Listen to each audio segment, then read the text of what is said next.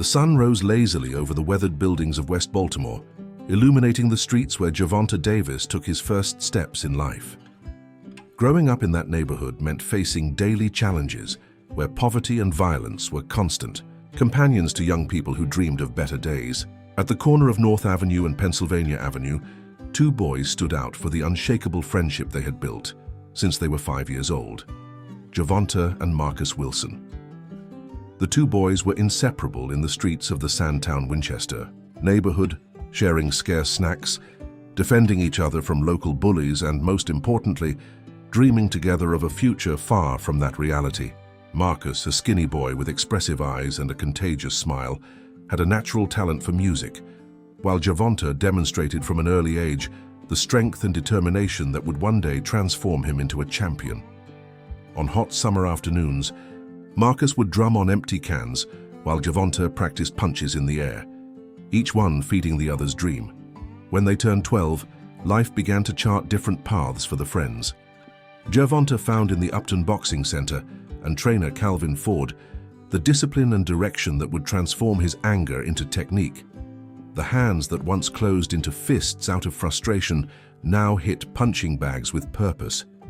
Marcus, on the other hand, began to distance himself, facing increasingly serious family problems after his father's imprisonment and the drug addiction that consumed his mother. The encounters between the friends became increasingly rare as Gervonta immersed himself in boxing, finding his salvation there. At 15, Tank was already showing the potential that would take him to professional rings, while news about Marcus was scarce and worrying. The last meeting between the two happened on the eve of Gervonta's first important amateur tournament. Marcus showed up in worn clothes, thinner than normal, to wish his friend good luck. They promised to keep in touch, but the promises of teenagers rarely withstand the strong currents of life. The years passed, and while Gervonta Davis's name began to echo in boxing circles, reaching Floyd Mayweather Jr. and winning world titles, Marcus disappeared into the shadows of Baltimore. The streets that united them in childhood now held secrets about completely different destinies, one rising to the spotlight, the other descending to the forgotten alleys of the city. Time, relentless and indifferent, followed its course, further separating those who had once sworn eternal friendship under the gray sky of Maryland. The blinding lights of the Royal Farms Arena in Baltimore illuminated Gervonta Davis as he raised another belt above his head, the deafening roar of the crowd reverberating off the walls. At 27, Tank had transformed into an unstoppable force in the ring, accumulating titles and knockouts that cemented his place among the legends of modern boxing. His face, now recognized worldwide, adorned billboards and pay-per-view broadcasts, a symbol of overcoming adversity for Baltimore's youth. Despite the success and fame, Gervonta never forgot his roots. Between international trips and media commitments, he always found time to return to his hometown, visiting the Upton Boxing Center, where Calvin Ford continued to shape young talent. During these visits, he distributed new equipment, shared stories of perseverance, and silently looked for faces from the past. With each return, the memory of Marcus lingered like a silent shadow, a question without an answer. The mansion in Las Vegas and luxury cars contrasted drastically with the cramped apartment where Gervonta grew up, but some childhood wounds remained, open and visible beneath designer clothes and expensive watches. On rare nights of solitude, between commitments and training, memories of his difficult childhood emerged like ghosts, bringing with them the smiling face of Marcus, the friend whom time had swallowed. Gervonta had tried to find him a few times over the years, asking about him in the old neighborhoods, but the answers were always vague and discouraging. On a cold November morning, after defending his title with an impressive second-round knockout, Gervonta announced that he would take a break from competition for a few months. Journalists speculated about injuries or preparation for a super fight, but the real reason remained guarded in the champion's chest. He had decided to spend a season in Baltimore, reconnecting with his origins and perhaps closing cycles that had remained open since adolescence. The return to his hometown would not just be a quick visit this time. Gervonta rented an apartment in Harbor East, a revitalized area of Baltimore. and began to frequent his old places with a new perspective. The streets that once seemed immense to a boy's eyes now revealed their true dimension, loaded with stories and memories that the champion rediscovered at every corner turned. He didn't know yet, but fate was preparing an encounter that would shake his foundations and remind everyone of the meaning of true friendship. Winter in Baltimore showed its claws that December morning, with cutting winds and a fine rain that transformed the asphalt into an opaque mirror. Gervonta drove his black Range Rover through the streets near Lexington Market, one of the most traditional and bustling locations in the city, where he used to buy candy on the rare occasions when he had some change in his childhood. Despite the car's heater, a shiver ran down his spine as he recognized alleys and lanes that held memories of a previous life. The plan for that day was simple: visit the market, walk around the surroundings, and perhaps talk with some of the older merchants who might recognize him from his boyhood days.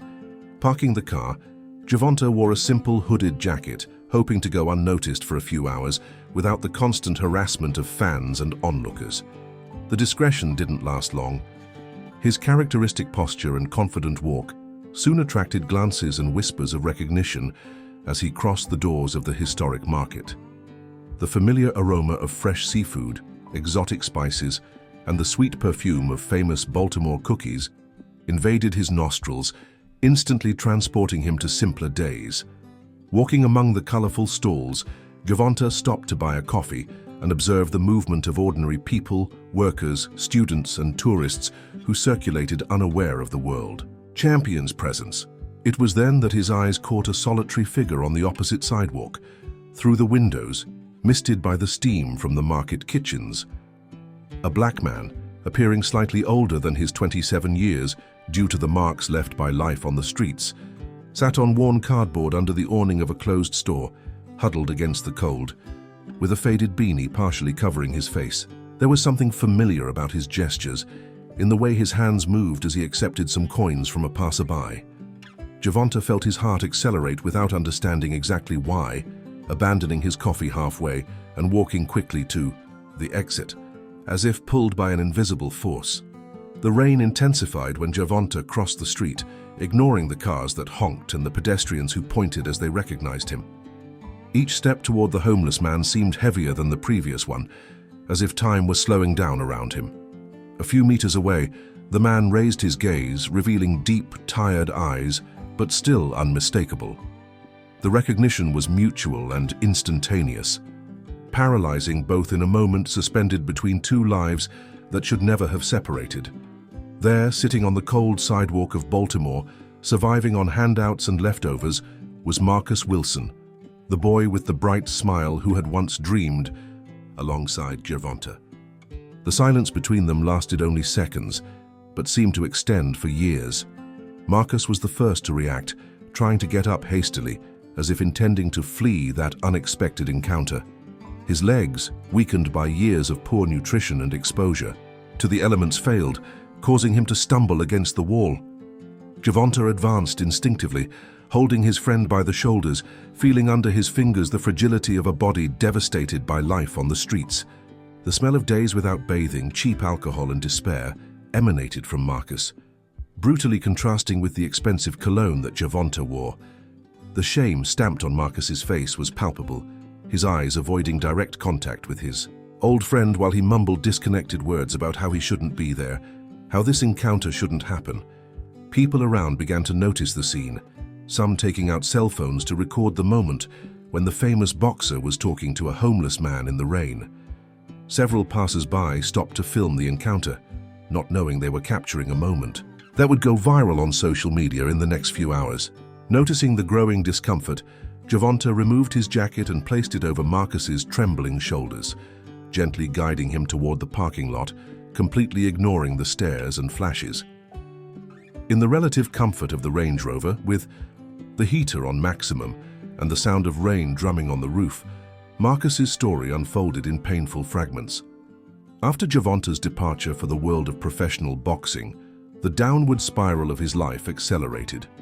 His mother died of an overdose when he was 17, leaving him completely alone. He tried to continue with music for some time, working in small bars for food and a place to sleep, but depression and eventually addiction to painkillers, the result of an assault that left him with chronic pain, dragged him to the streets. During the almost 10 years living as homeless, Marcus deliberately avoided official shelters and busier regions of the city, constantly changing location and keeping himself away from any systematic help. It was his way of punishing himself for what he considered his failures and, ironically, one of the reasons why he was never found in the occasional searches by old acquaintances. While Marcus spoke, Gervonta remained silent, his face normally impassive in the rings, now betrayed by tears that ran freely. With each word from his friend, guilt grew in his chest. Guilt for having managed to escape, for having forgotten to look back, for having believed that everyone would have the same opportunities as him.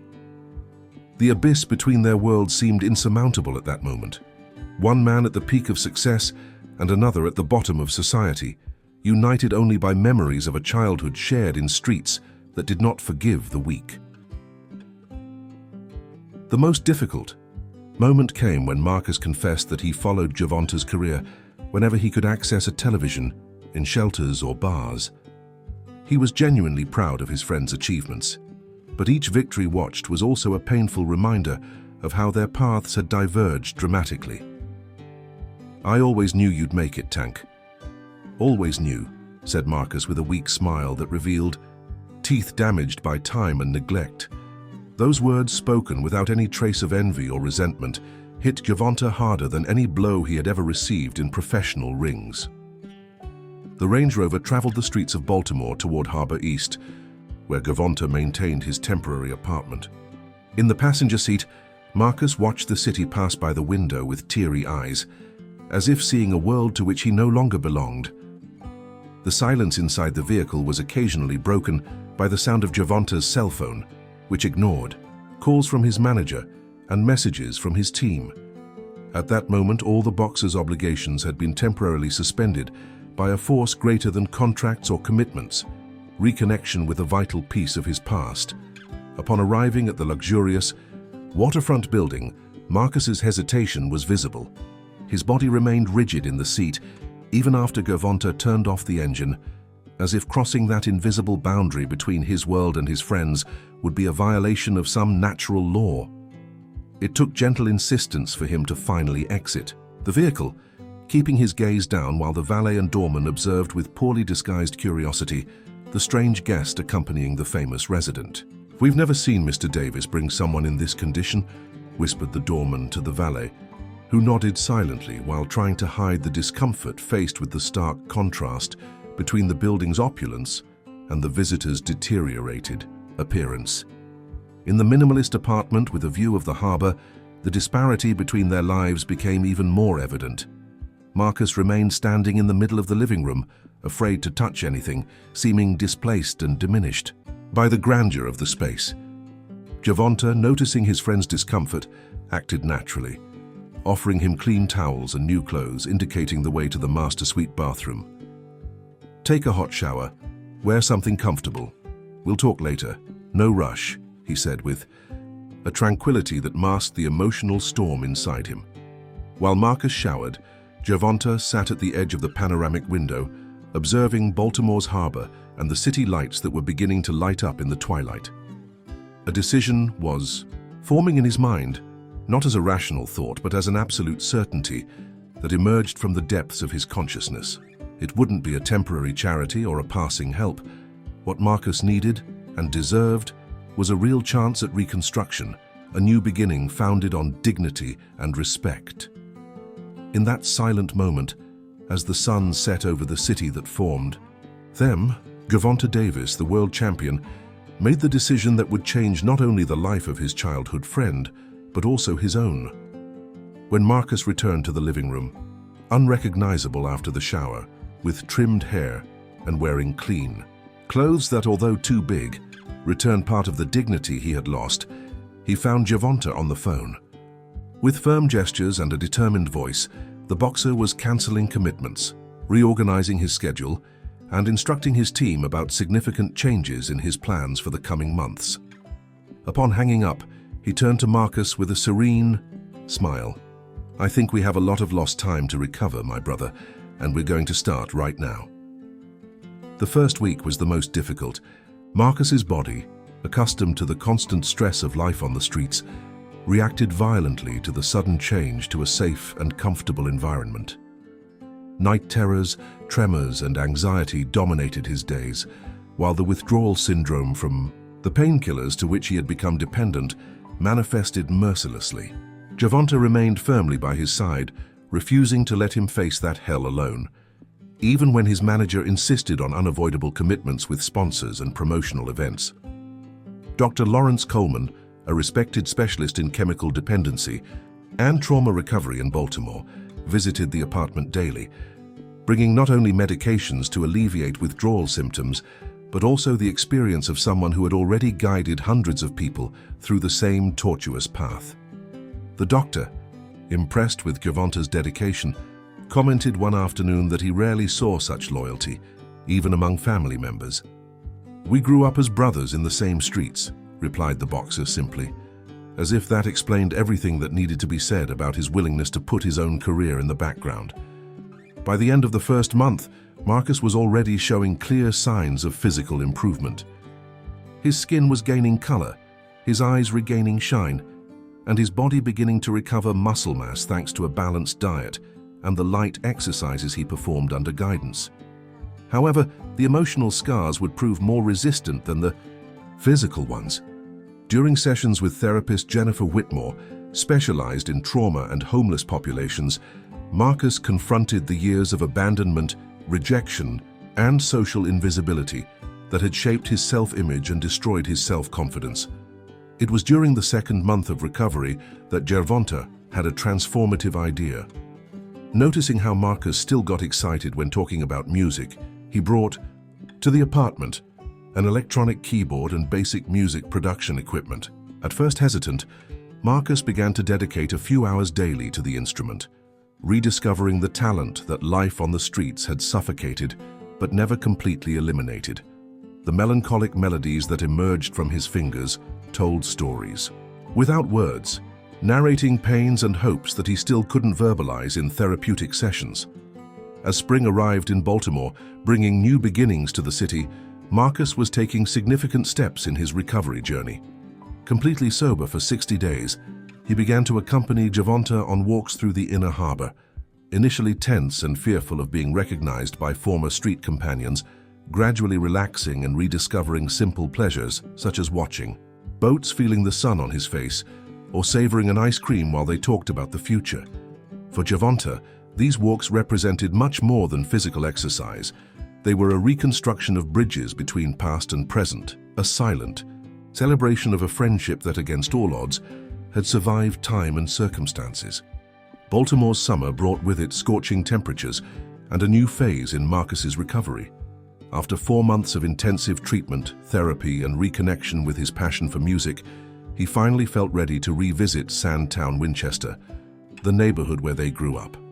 Gervonta, initially hesitant, eventually agreed, understanding the importance of that step for his friend's healing process.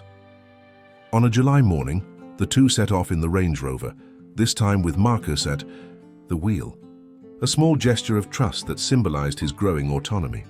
Weeks earlier, after positive medical examinations and psychological evaluations, Marcus had recovered his driver's license, one of the first official documents that re-established his civil identity after years of social invisibility. The familiar streets seemed simultaneously the same and completely different to Marcus's eyes. Abandoned buildings, dangerous corners, and deteriorated playgrounds remained as urban scars unchanged by time, but his perspective on them had profoundly changed. They parked near the old primary school they had attended, now closed and with windows protected by boards. In silence, they walked through the courtyard where they had played and dreamed 2 decades ago, each crack in the concrete seeming to tell stories of interrupted childhoods. The most impactful moment came when they passed by the alley where Marcus had slept during his first months on the streets. Stopping abruptly, he pointed to a gap between 2 buildings and began to narrate, with a choked but firm voice, the nights of terror, cold, and despair. Gervonta listened in respectful silence, realizing that those words were not just memories, but a crucial part of his friend's liberation process. "I used to hate you, you know," confessed Marcus, surprising Gervonta, not for being successful, but for representing everything I could have been if I had made different choices, or if I had had your strength. The afternoon was advancing when they arrived at the Upton Boxing Center, where Calvin Ford continued transforming lives as he had done with Gervonta years ago. The old trainer, already notified about the visit, received them with warm hugs and teary eyes upon recognizing Marcus, whom he hadn't seen since adolescence. To the surprise of both, Ford revealed that he always asked about Marcus when Gervonta returned to the city, concerned about the fate of the talented boy who had disappeared from the surroundings. In the simple office at the back of the gym, among trophies and photos of young boxers, Calvin shared his own story of redemption, of how the prison system had almost destroyed him before he found purpose in training young people. Before saying goodbye, Calvin placed a hand on each of their shoulders and said with an emotional voice, "You too survived the streets of Baltimore, but now you're helping others to not just survive, but to live." At the end of that emotionally exhausting day, sitting on the car hood watching the sunset over Baltimore's worn rooftops, Marcus and Gervonta shared a moment of crystalline clarity. "Our scars tell different stories, but we come from the same place," reflected Marcus, running his fingers over the marks on his arms, some self-inflicted during the darkest years. Gervonta, looking at his own hands, calloused by thousands of hours hitting bags and opponents, nodded in silent understanding. The visible and invisible scars they carried were not just memories of pain, but maps that had guided their divergent and now convergent journeys. Autumn arrived in Baltimore with its palette of warm colors and gentle winds, bringing with it the announcement that boxing fans had been anxiously awaiting. Gervonta "Tank" Davis would return to the rings in December to defend his titles. The news, disclosed at a press conference in Harbor East, included an unexpected element that quickly captured the attention of sports media and beyond.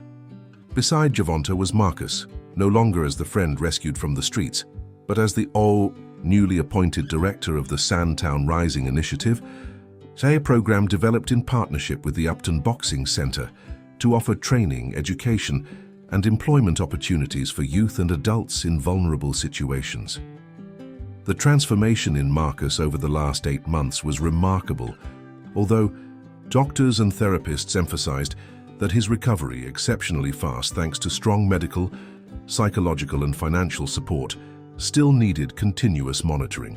The change was evident not only in his physical appearance, now healthy, well-dressed, and with a confident posture, but mainly in his eyes, which reflected purpose and determination. During the conference, he spoke briefly about his journey, without romanticizing life on the streets or his recovery, offering instead a raw and honest perspective on the systemic barriers that keep so many trapped in cycles of poverty and despair. The global commotion caused by the video of the reunion at Lexington Market months earlier had sensitized sponsors, journalists, and thousands of anonymous people who now saw in the Sandtown Rising program the concrete materialization that no story needs to end in the gutter. His eloquence surprised journalists who expected only an emotional story for headlines, but found an articulate activist with concrete proposals and clear vision.